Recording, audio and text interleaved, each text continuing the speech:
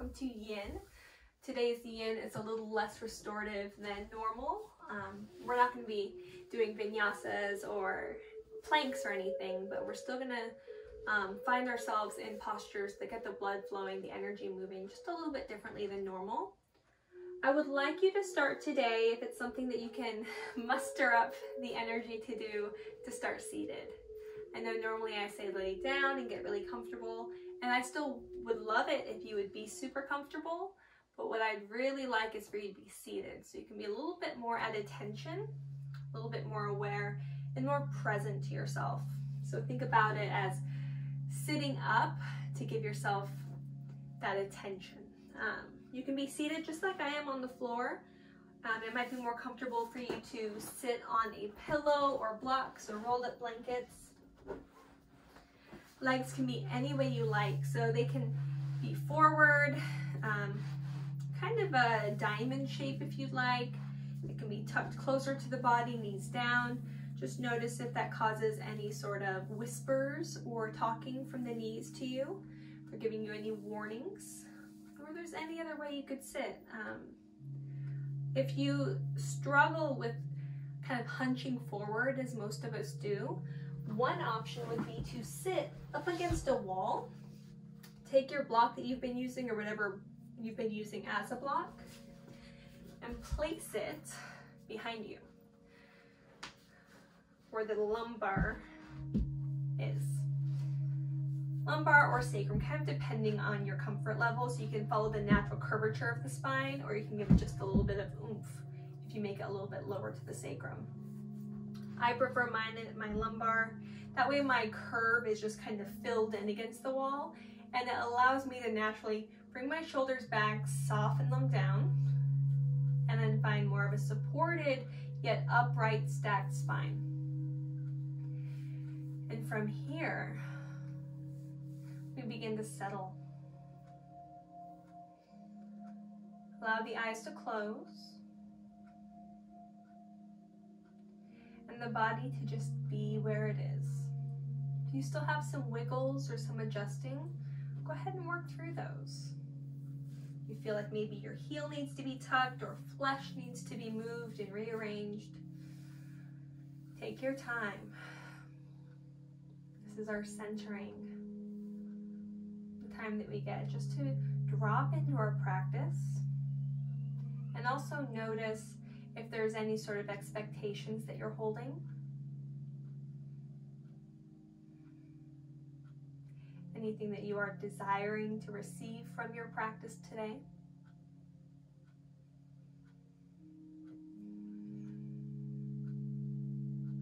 Perhaps even stepping further and further away from your physical body as you do so. Becoming more aware of your perceptions around your practice, around your meditation, and letting those fall away.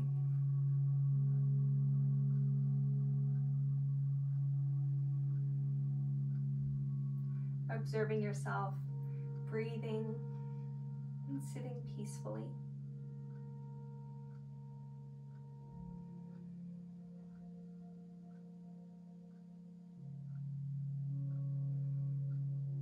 Notice your breath.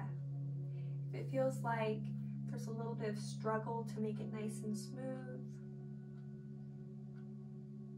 if there's any way to lengthen the inhales and the exhales. For some of us, really focusing on our breath and elongating it can help us calm down, can help us resolve any anxious feelings that we might enter our practice with or step on our mats with. But for some, it can actually make it a little bit worse. And if you have experienced that, you're not abnormal. You are perfectly normal. So for you, maybe something else might be helpful. Go ahead and drop the desire or the focus of the inhale, the exhale. Instead, just let the body breathe, because it's going to breathe. And instead, focus on the mind.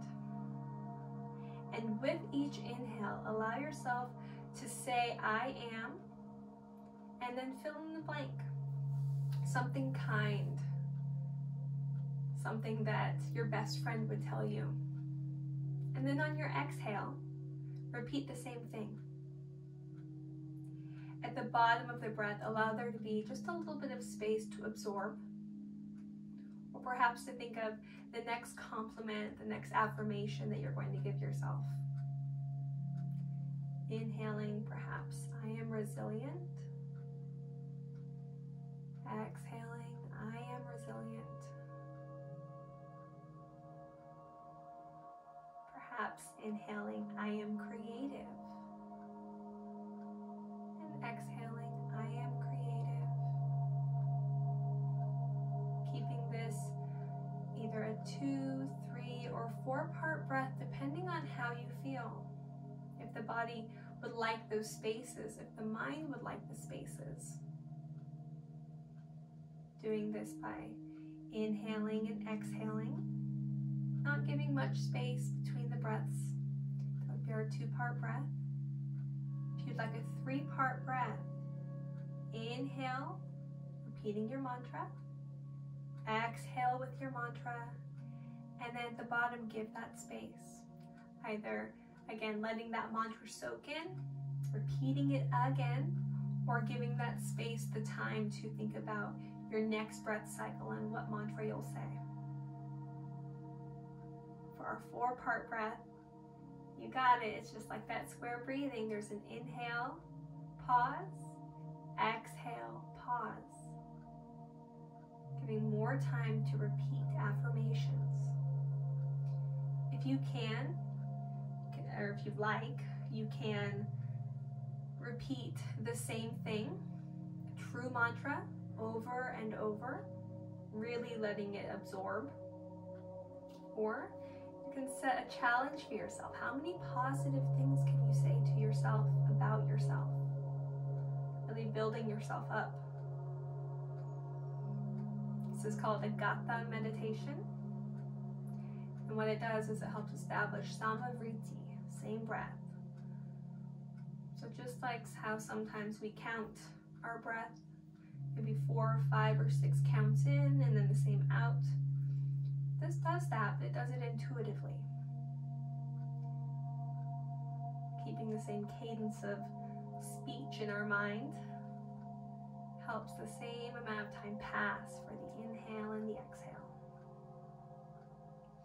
You can even slow your speech down.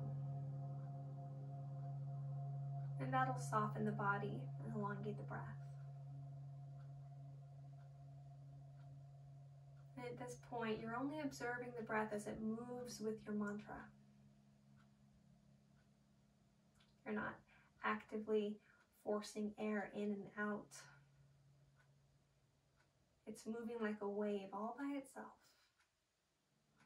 Rolling in, nourishing the body system, and rolling out, taking with it anything stale, unusable.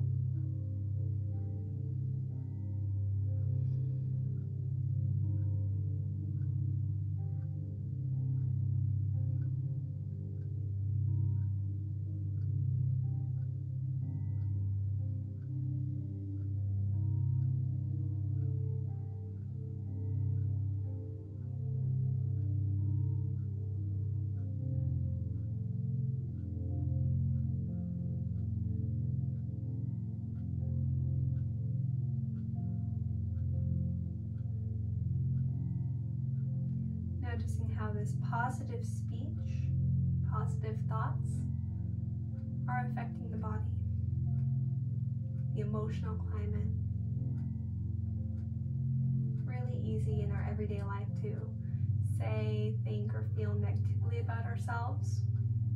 So having this space to bring in positivity, to notice the things about ourselves that we don't always allow ourselves to notice or bring light to, can be really good for us, really good for our brains, so we don't get on that hamster wheel of negative thought. Instead, we're stepping off, we're finding more positive affirmations,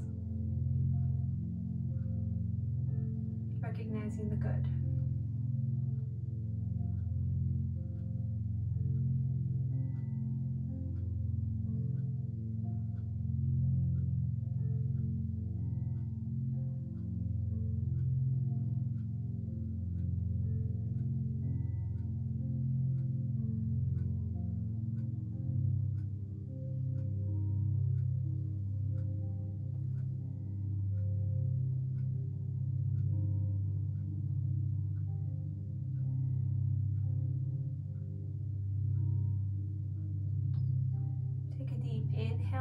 let the shoulders lift up.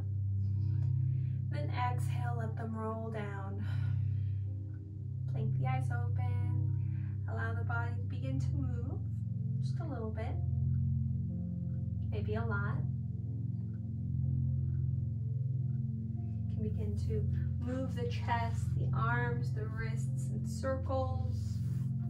Begin to sway. If you'd like to come onto hands and knees, you can continue that movement, letting it get bigger and bigger. Or you can stay seated and maybe stretch the legs out long and let the legs move side to side. There's a lot of options here. All we're doing is bringing gentle movement into the body, allowing us to transition. I'll tell you now that we will be transitioning onto our backs. So whenever you feel ready, go ahead and transition onto your back. And then once you get there, you can bring the knees in. And you can hug them nice and tightly if you'd like, or you can let your arms extend and just hold on to the knees and feel them as if you caught them there before the feet fell to the floor. You can be still here now already, or you can find some movement, either stirring the knees around or rocking the entire body from side to side. Yogi's choice. You can also do both. First one, then the other, or both at the same time. Kind of like a pat your head, rub a circle on your belly sort of thing. Getting both sides of the brain to be active. Maybe you can even cross your knees in figure eights. And both hemispheres to fire.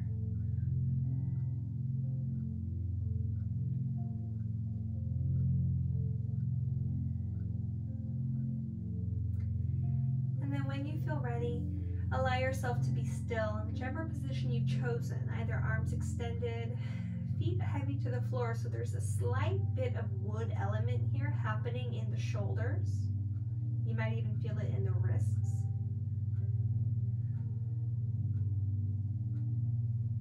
Or you can hug the knees closer to the chest and maybe find a bind, holding the hands together or maybe just holding onto the knees, not using muscular effort of the arms.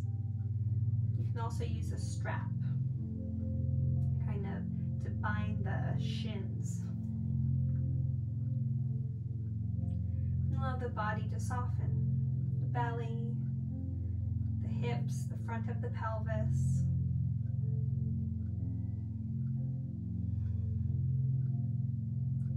Letting the body get heavier and heavier.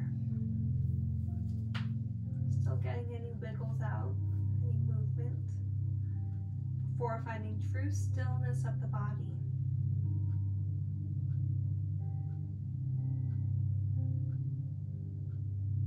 And observing any thoughts that you have.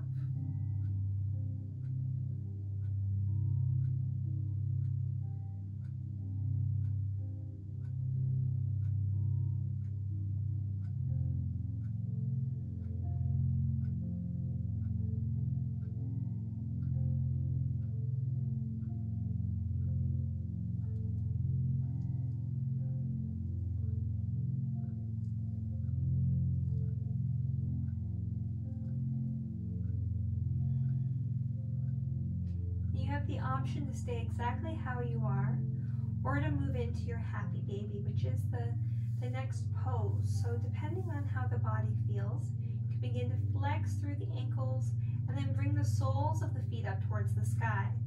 Continue to bring the thighs towards the belly and let the knees come wide. You can hold on behind the thighs. You can grab onto the calves or the shins, maybe the sides of the feet, or peace fingers to big toes.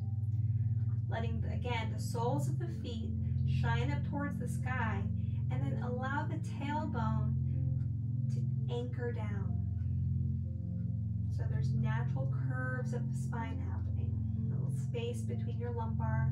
If you're completely rounded and your tailbone and sacrum are lifted off the floor, instead release what you have, bring the sacrum back down, anchor, begin aiming the tailbone back down, and then notice where you are in space with the legs and work from there. You can use a strap across the feet to hold on, or you can grab behind the thighs.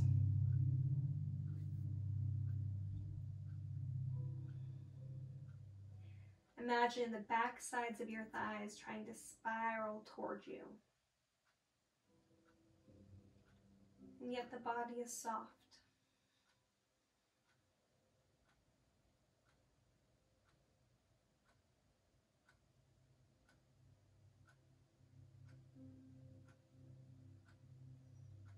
We're not here for long. Notice your edge.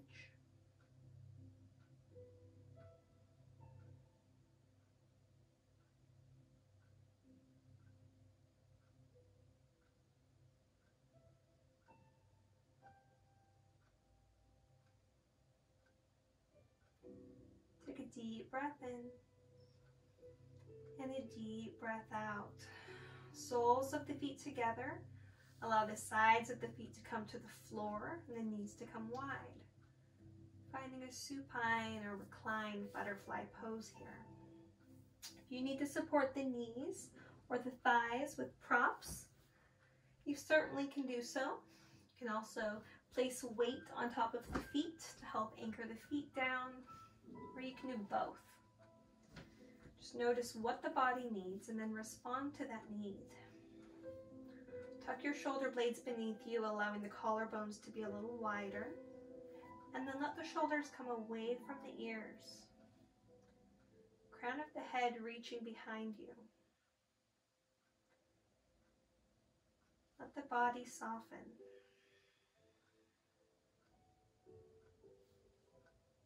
Hands can be on the belly, to the side, or anywhere else.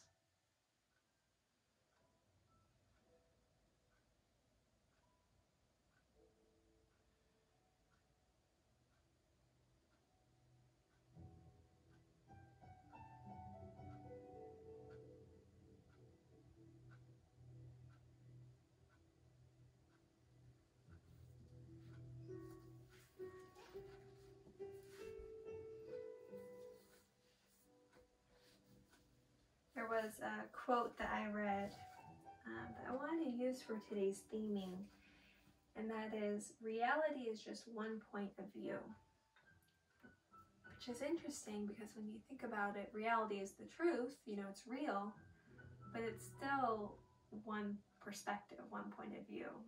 And then it made me think of how Dr. Phil says that you can make a pancake as thin as you want, but there's always two sides. Dr. Phil. But really, there's so many more than two sides.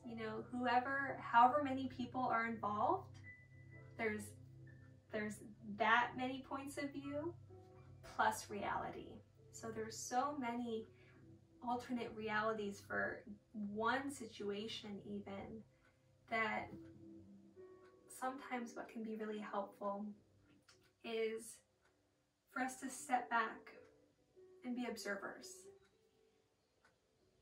and to just notice without judgment, to just observe, to remove the coloring of our own memories, our own experience, and just notice what other people are doing around us.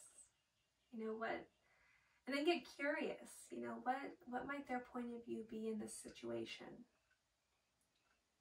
Doing so again without judgment, but a playfulness, a curiosity might allow you to be a little softer, more understanding. I don't think that Dr. Phil says it quite so softly. He does it more of a sassy wake-up call, but that's not me.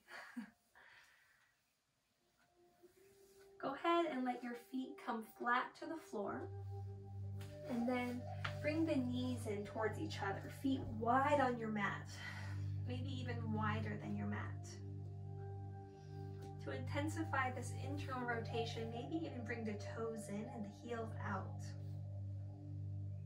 Again, hands can be on the belly, on the ground, or maybe to the tops of the thighs. You can gently push into the tops of the thighs. Notice any sensation that brings you.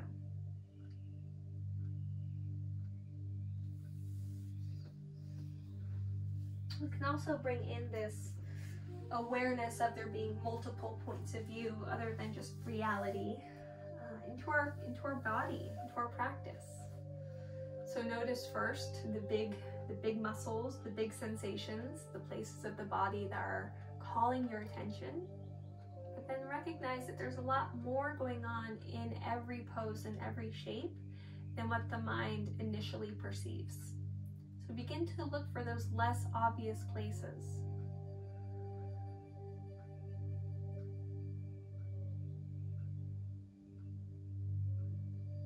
Perhaps noticing the back of the neck, softening around the ears and the scalp. Maybe even tucking the chin slightly to elongate the back of the neck.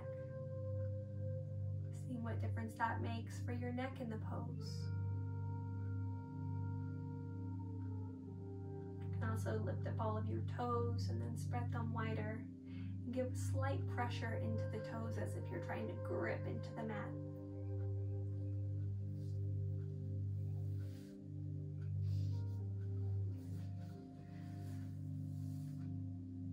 I wrote down, reality is interesting, exciting, confusing, and hard, all at the same time. Today, become a reality sociologist and observe without judgment yourself and those around you. Ask what will happen next. As I mentioned earlier, be curious, but also be hopeful. Be hoping for the good. And notice how you're able to take things a little lighter. Sometimes we just call it people watching. So today, be a people watcher as best as you can, even though we're in a time of social distancing. Whoever you do get to see, just observe them.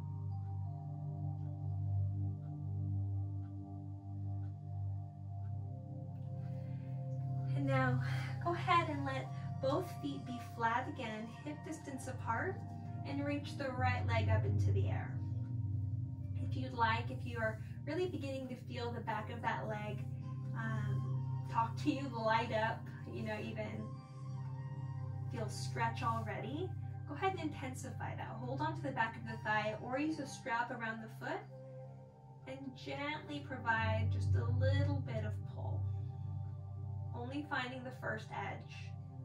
Again, we've got natural curvature of the spine, sacrum is heavy, tailbone anchoring down, sole of the foot high. We just begin to gently, maybe in like watery type movements, move through the leg, maybe even bend through the knee. Or you can find more stiffness, more of that metal element. Activating the muscles of the leg, no longer letting this be a passive stretch. We're actively reaching through the heel to lengthen the back of the leg. So metal element, wood element is the little tug of the arms, that resistance.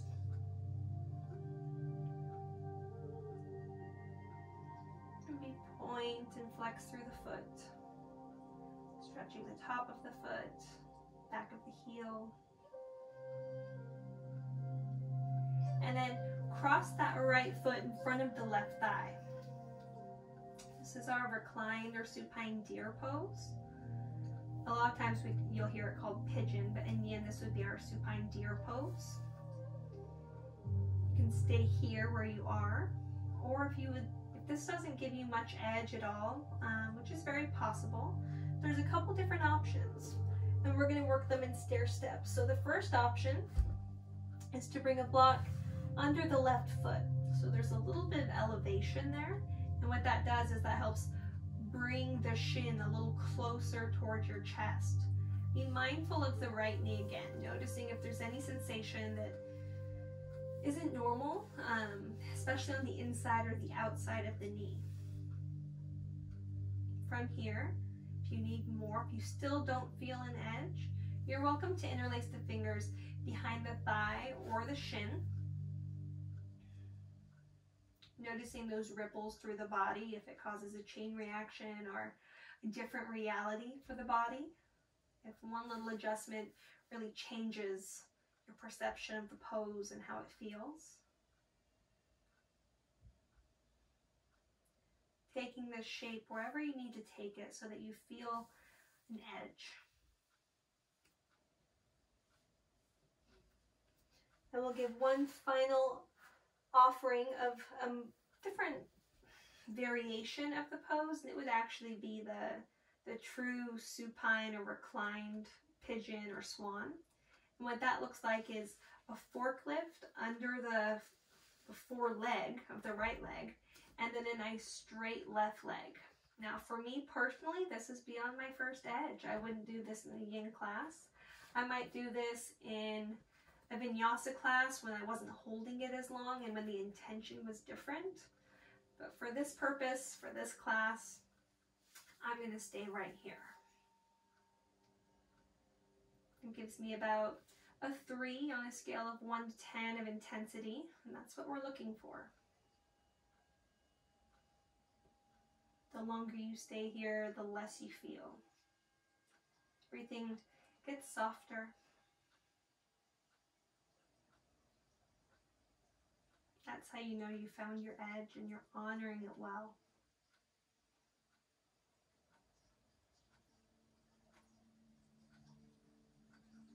We're not here for too much longer.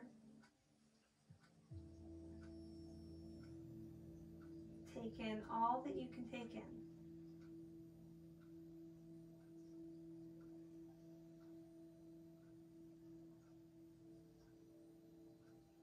Be a witness to your thoughts, a witness to your environment.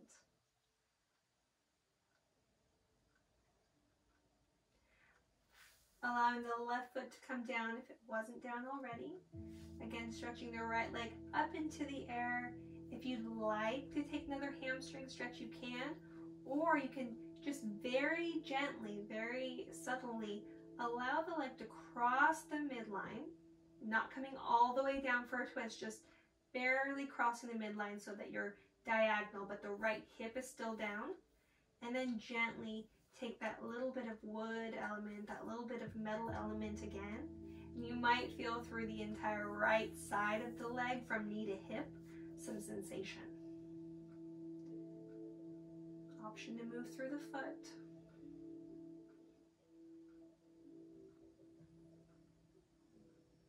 And then set the right foot down. Left leg lifts. Same thing on this side.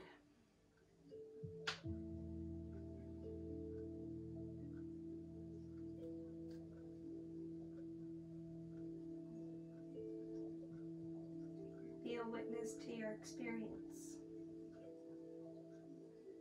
What does that mean? What does that look like?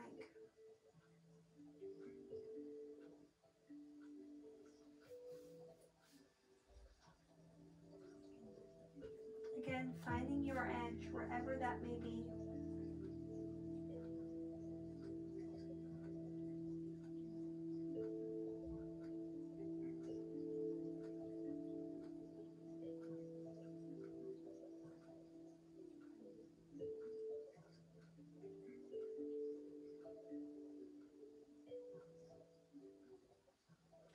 Only a few more breaths in the shape, so if you'd like to move through the foot,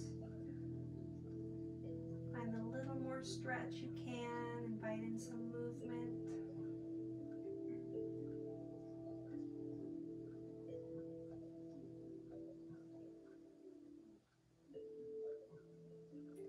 Then begin to bend through the knee and cross the left foot in front of the right thigh. That left knee pushing away from the body, not actively, not with your muscles or your hand, but just by natural positioning of the body here. Again, looking for sensation. And then taking the steps necessary to find your edge. First starting with maybe elevating that right foot, noticing if that helps you feel more. Perhaps not. Maybe you need less as well. You can always come back.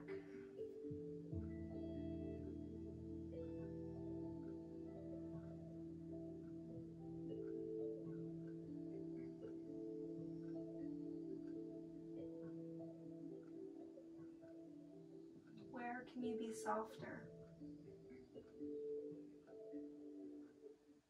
Physically and mentally.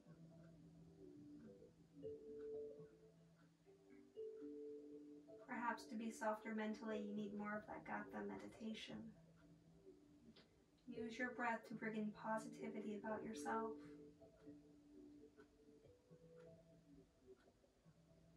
That will allow you to soften. If you need softening towards others, you can do the same thing and say positive things about others as well. It's a wonderful, kind way to open the mind up.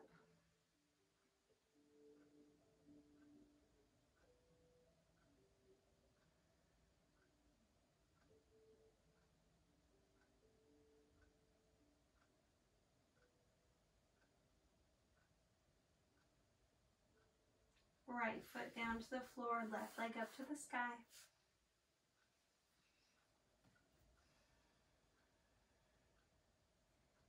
Gently crossing the midline with a straighter leg. And then a very gentle pressure back.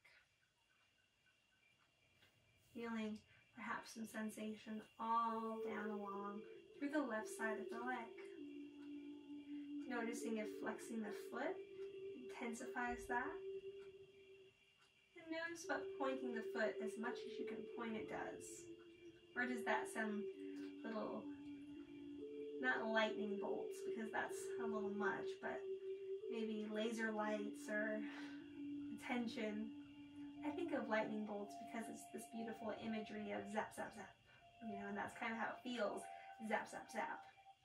But lightning can also be associated with pain and damage, so we don't want that. We just want awareness, sensation, stress. Stress in the body in yin is actually a very good thing. Stress in the emotional body, not so much.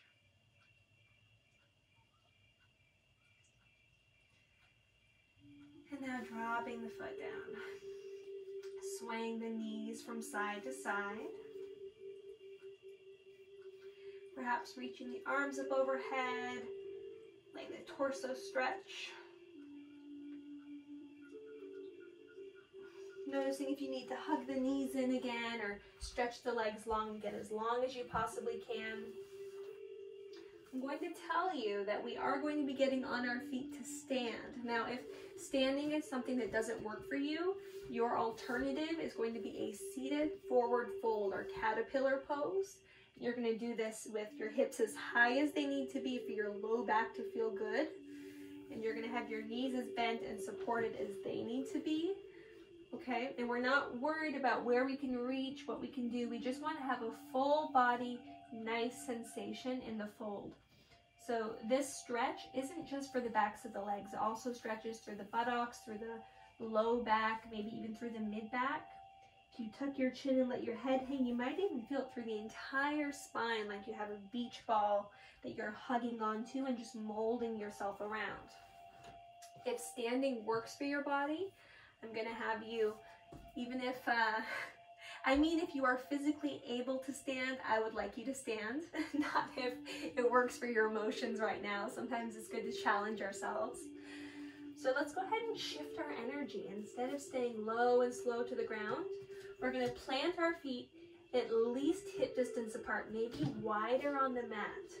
Okay, if you need, heels in, toes out, bend the knees. And then just allow the upper body to dangle. That's what this pose is called in yin yoga, dangle pose. You can cross the arms. If that's too much, if it's ascending too much sensation to where your edge would be, then you can bring hands to blocks or props and have some support. So begin to negotiate with your body where you need to be. Is that with feet under hips? Is it with feet wide? How much do the knees need to be bent? How much would you like the spine to be rounded? Where do you want to feel your stretch? Do you need support from the hands, or maybe the arms can cross, or the hands can come behind the base of the skull? There's no right or wrong way to do this, but I do ask that you find and that you honor your edge. We're not going deeper. This is not a standing fold or an uttanasana in a vinyasa class.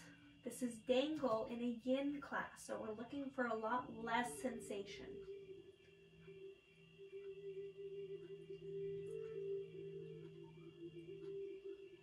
Tuck your chin, let the back of your neck be long.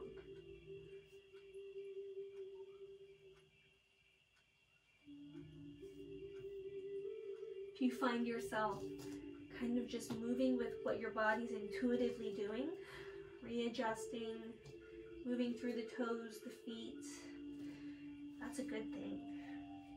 Listen to your body, respond to their needs.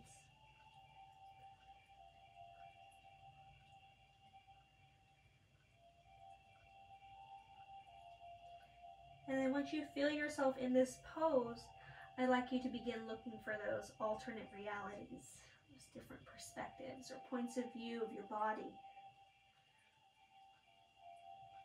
Where else in the body is being affected by the shape that you're in? How can it be interpreted? What story is it telling?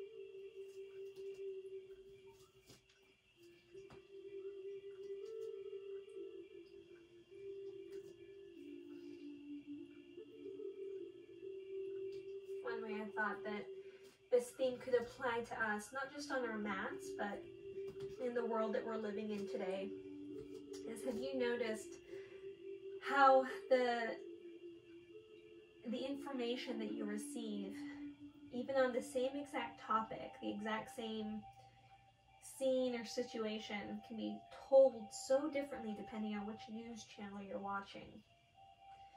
You know, that's one event happening. There's one reality, but there's different sides being presented, different points of view, all being regarded as the truth.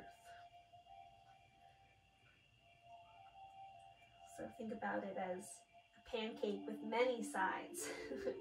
Dr. Phil could have an octagon pancake, maybe he'd say that, but there's so many more than two sides even, because then there's your opinion. There's your history and how you examine it, how you apply what you're seeing.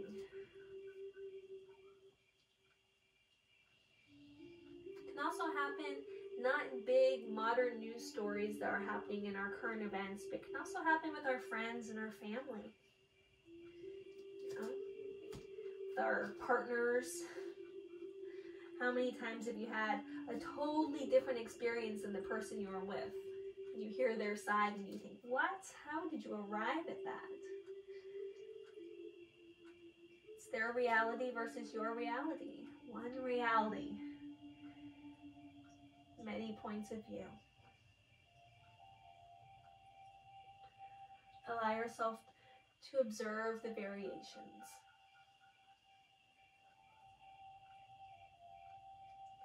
Not to discredit your own point of view, to judge theirs, but just to be softer, to be more receptive. Begin to widen your feet now as wide, maybe even wider than your mat, and you're going to begin to sink your hips down and to find malasana or a yogi squat. Option to stack up props beneath you. Again, this is not a quick malasana in a vinyasa practice that we're just going to be in for 5 seconds while we catch our breath. This is a pose that we're going to sit in for a couple of minutes. So if you need, find some support from the earth up. Knees are wide, heels are in, toes are out. Now, if you are seated, notice my posture. I'd actually be rounding my back to bring my elbows to my knees. So what I'm going to do instead is bring the insides of my hands to the insides of my knees and then open my chest. And let that be my focus. I'm not focused on spreading my knees apart because my hips are open. But I can lift my heart more. If this is something that's not accessible to your body, and especially if you're doing the seated caterpillar pose, instead for you, I'm gonna have you bend your knees and do more of a butterfly pose. And that's if you're able to bend both knees. If one knee has to stay straight, you can do half, it's okay. You're not going to walk funny for a week, I promise. Just do what you can, but try to keep your heart lifted no matter what.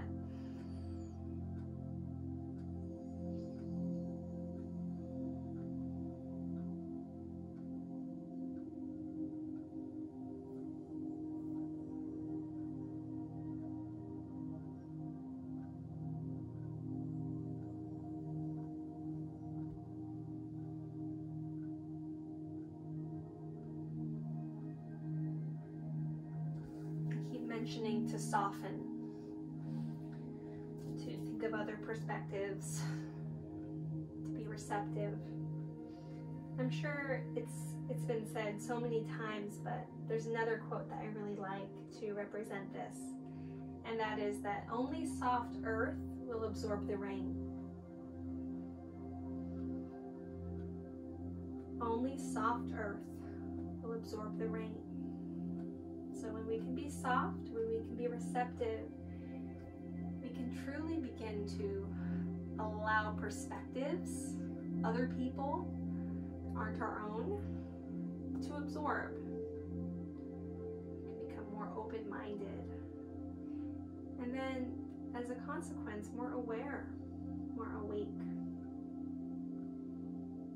more able to receive life, and to see others' perspectives, emotions, which gives way to a greater ability to love. That's what it's all about, right?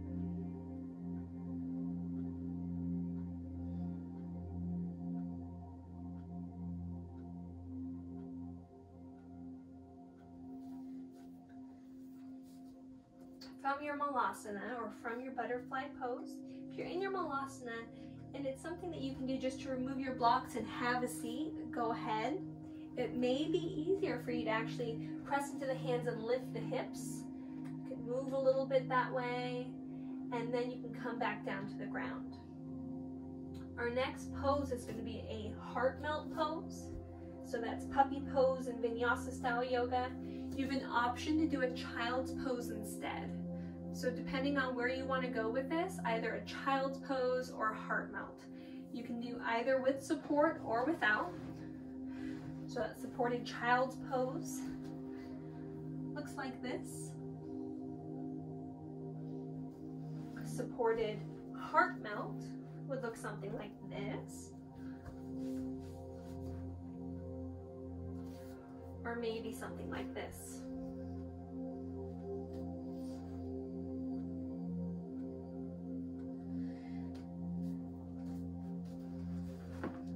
If you did not want the support,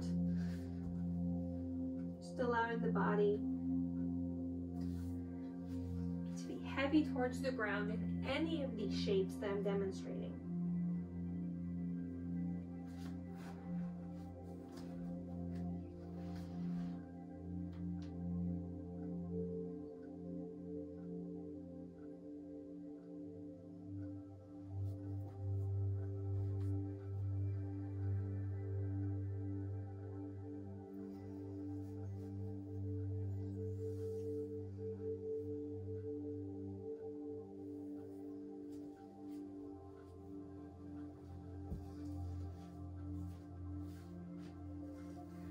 Notice what you're feeling in the front of the heart space, as well as the back of the heart space.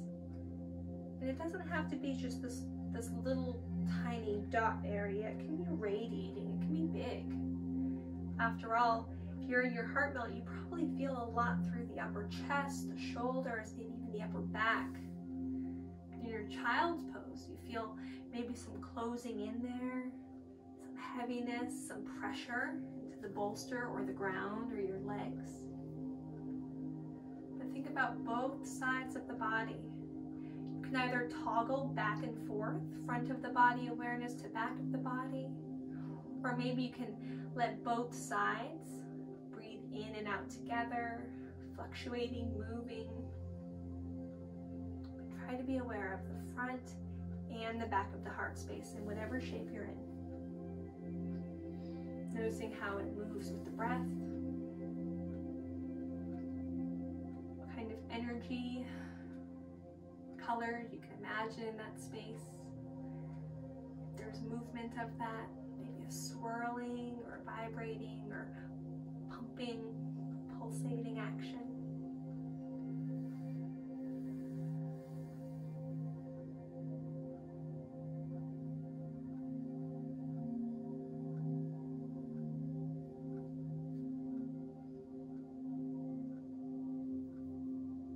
We're not here for long. 3 more breaths. Making those breaths as fast or as slow as you'd like them to be.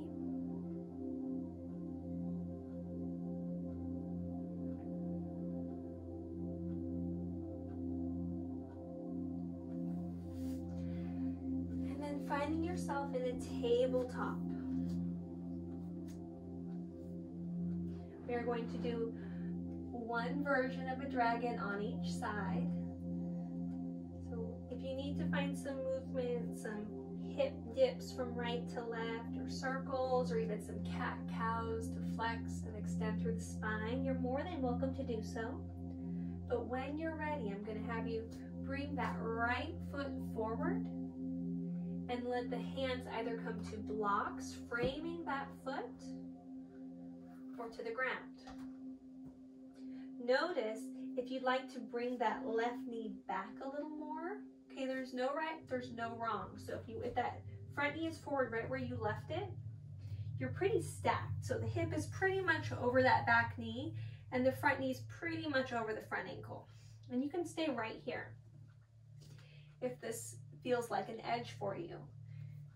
Maybe you move that knee back and you lean the pelvis forward. You feel more edge of stretch here, but perhaps you feel pinching here, so you can bring the hips back a little bit. It's all about adjusting and honoring your body. Each of us are going to look very different in this dragon pose. One pose, one reality, but many perspectives, many realities within that one pose. So what do you need? Perhaps you need movement. If that's the case, you're welcome to straighten and then bend. Or you can even gently rock side to side, pressing more weight to the right hand than the left. Bringing in a water element here. Imagine a boat rocking the ocean. Can you press down a little more into the foot? And notice the weight distribution rock from big toe to pinky toe.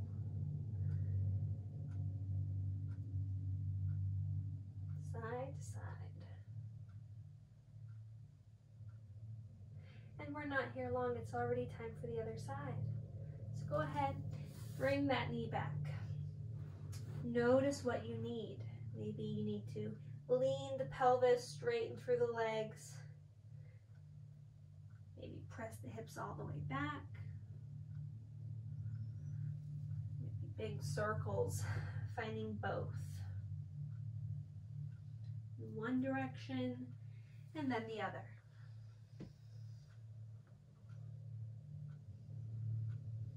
And then finding our dragon on the other side, left foot forward. Adjusting where you need to adjust. The spine can be round or straight with chest forward. That's up to you. But first, locate the edge and where you'd like it to be and how you'd like it to feel. Adding whatever type of element you'd like to add.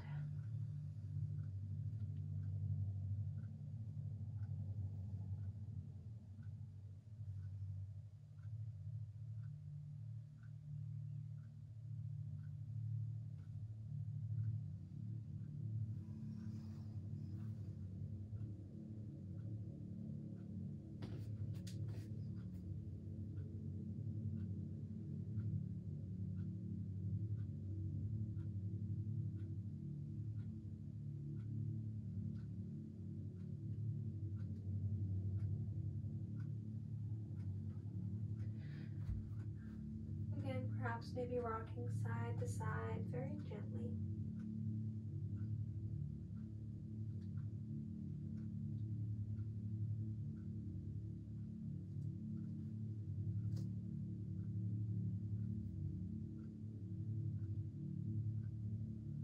And then bringing the left knee back. Same thing here. Neutralizing movements.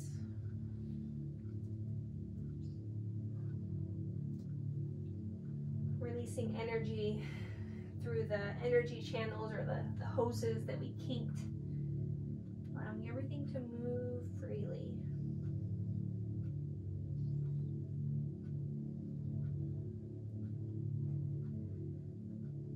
And as you feel ready, I'd like you to transition to be on your back once again.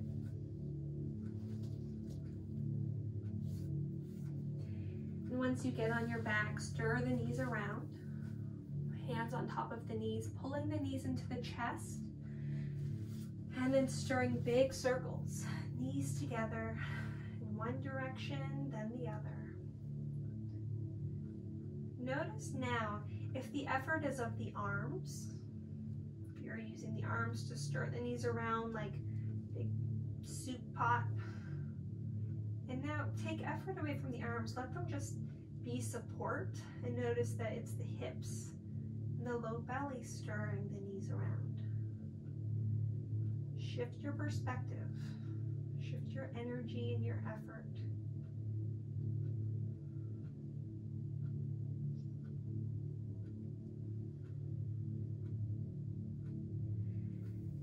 And now hug the knees back towards center and then drop them both to the left.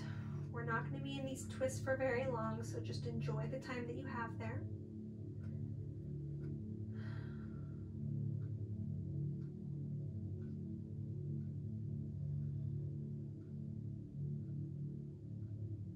Allowing the mind to be where it wants to be.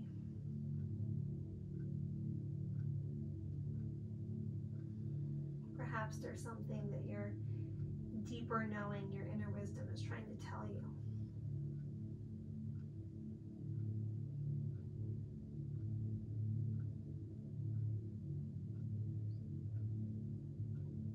Now bring the knees back up through center. If you need to stir them around more or give a good tight squeeze first, you can, but when you're ready, drop the knees over to the right.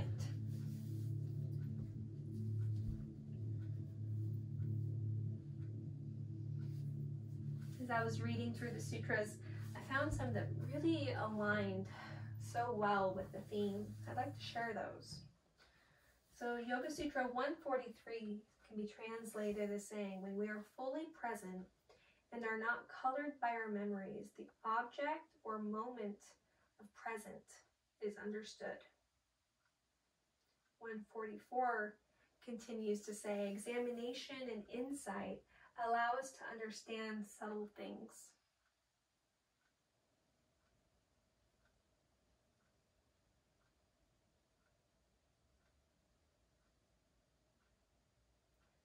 So it just kind of shows that this reality having more than one perspective, more than one truth.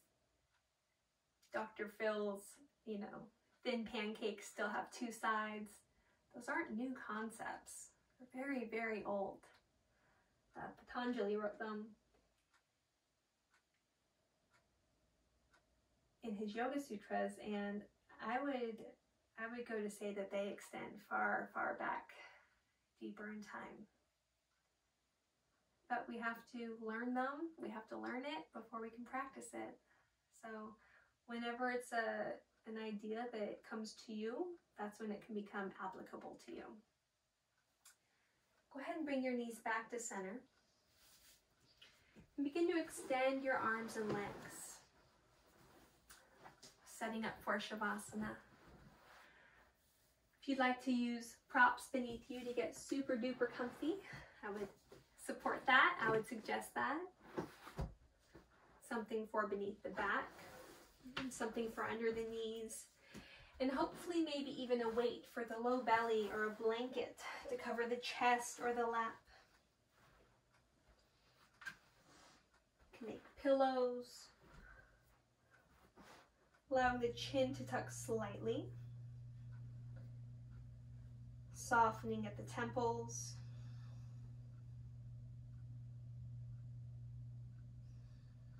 Hairline, the scalp, and then around the eyes. You can imagine warm honey just being drizzled at the top of your head and then working its way down your body.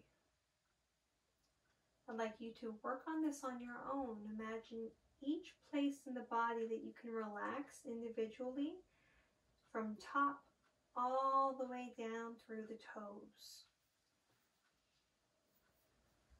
Allowing your breath to soften. Natural breath. As you allow yourself to relax, to soften, to be receptive. Notice the peace that you feel as you do so. The weight being released, needing to have the right answer, to be a certain way, to be in a certain place in life, and be fully present to the life that you're in, to who you are now, and then welcome in a spirit of love. So now as you have this warm honey drizzling down and softening, making the body warm and heavy, can you also feel love there?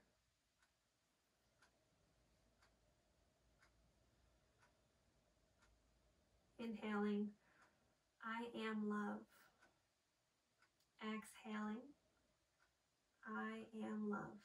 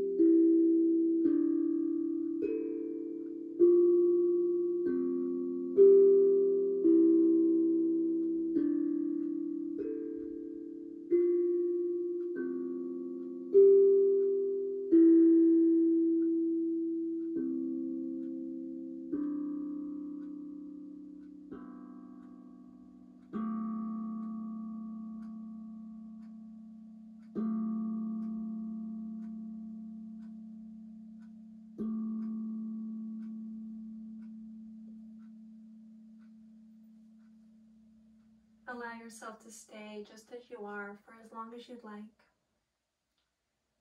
To continue absorbing rest and peace. Letting love fill your body. I'd like to thank you for practicing with me today. Wish you nothing but love and peace. Om Shanti.